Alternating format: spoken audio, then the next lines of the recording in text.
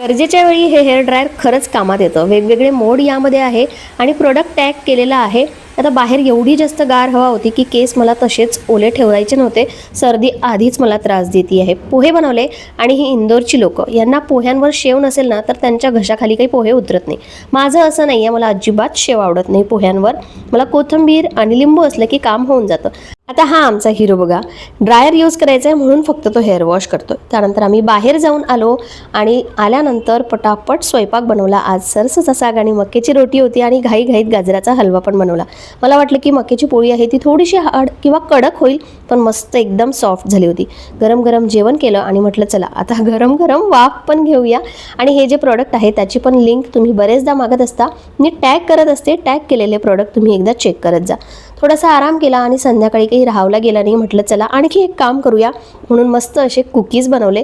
मागच्यापेक्षा थोडेसे हार्ड झाले होते पण रियांशला आवडले म्हणजे झालं माझं काम.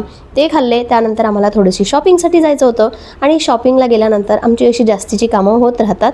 सो ती जास्तीची कामं केली, थोडंफार सामान घेतलं आणि जे चॉकलेट मला पाहिजे होतं ते शोधण्यासाठी इकडे तिकडे फिरले, पण ते काही मिळालं नाही. आणि या व्यतिरिक्त मला कुठलंच चॉकलेट नको होतं. असं चला तर मग भेटूया नेक्स्ट व्हिडिओमध्ये. बाय.